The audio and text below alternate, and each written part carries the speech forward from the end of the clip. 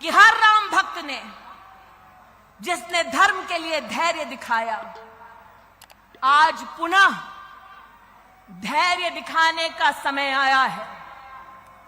हमको उकसाया जाएगा, कुछ लोगों को एआई के माध्यम से, डीपफेक के माध्यम से बरगलाया जाएगा, लेकिन आज हम डंके की चोट पर कह सकते हैं, और अगर राहुल गांधी तक मेरी आवाज पहुंचे तो कान खोलकर सुन लो, मैदान तुम चुनो, कार्यकर्ता हम देंगे। आओ, तुम्हारे 10 साल और मोदी के 10 साल के बीच में क्या फर्क है, इस पे चर्चा हो जाए। मैं नहीं कहती मैं जाऊंगी चर्चा के लिए, तब पक्का नहीं आएंगे तेजस्वी, लेकिन इतनी गारंटी देती हूं कि युवा मोर्चा का एक भी साधारण कार्यकर्ता जाकर राहुल गांधी के सामने बोलने लगे तो राहुल गांधी में इतना दम नहीं कि युवा मोर्चा के किसी कार्यकर्ता के सामने टिक जाएगा। और अगर युवा मोर्चा के किसी कार्यकर्ता को यह मौका मिले कि जो अन्याय करने के बाद न्याय यात्रा निकालने का ढोंग कर रहे हैं, उनसे अगर बात करने का मौका मिले, तब एक प्रश्न अपनी दीदी की ओर से जरूर पूछना कि प्रभु राम के अस्तित्व को नकारा, भारत की सेना के शौर्य को धिक्कार कर राहुल गांधी और उसके नेताओं ने देश की संसद में भारत की सेना से प्रमाण मांगा उनके पराक्रम का। मैं उस महाराष्ट्र में काम कर चुकी हूं जहां पर 26/11 का आतंक हम सब ने अपनी आंखों से देखा।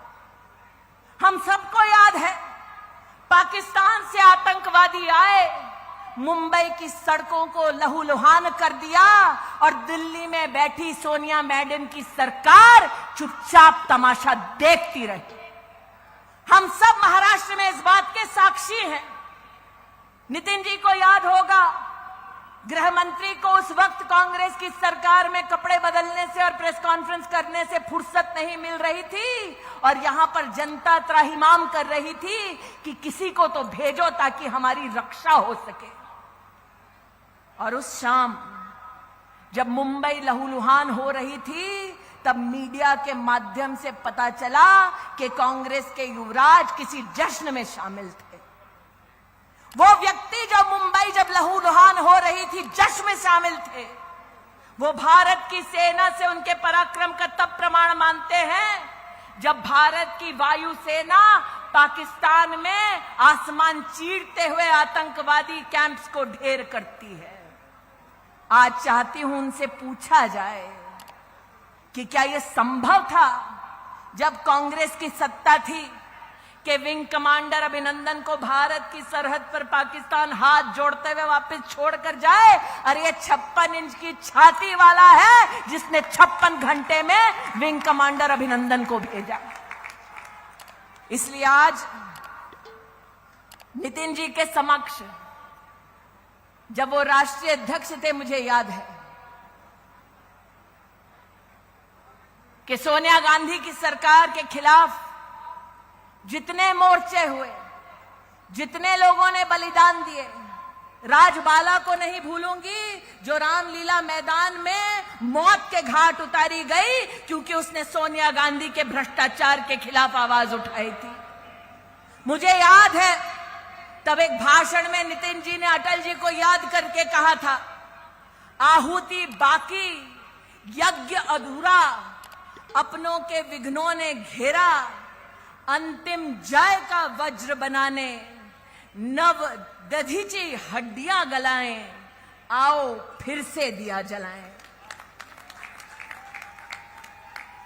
उस प्रेरणा के साथ 2014 में हमने जब नरेंद्र मोदी को प्रधानमंत्री पद के उम्मीदवार के रूप में प्रस्तुत किया तो कांग्रेस ने उपहास उड़ाते हुए कहा, चाय वाला कभी भी देश का प्रधानमंत्री नहीं बन सकता। वो चाय वाला बना प्रधानमंत्री। और आज मुझे इस बात का दुख है कि 10 साल प्रधान सेवक के नाते इस परिवार के लिए जो वो भारत कहते हैं, उस परिवार के लिए जूझते जूझते परिश्रम करते करते आज राजनीति के उस पड़ाव पर पहुंचे हैं जहां इंडिया अलायंस के एक चारा चोर ने यह कहा कि मोदी का कोई परिवार नहीं। आज बड़ी विनम्रता से उस चारा चोर तक अगर नागपुर से आवाज जाए महाराष्ट्र की तो कहना चाहती हूं, हम हैं मोदी का परिवार, ये नौजवान है मोदी का परिवार। बोलो उससे, कौन है मोदी का परिवार? कौन है मोदी का परिवार? कौन है मोदी का परिवार?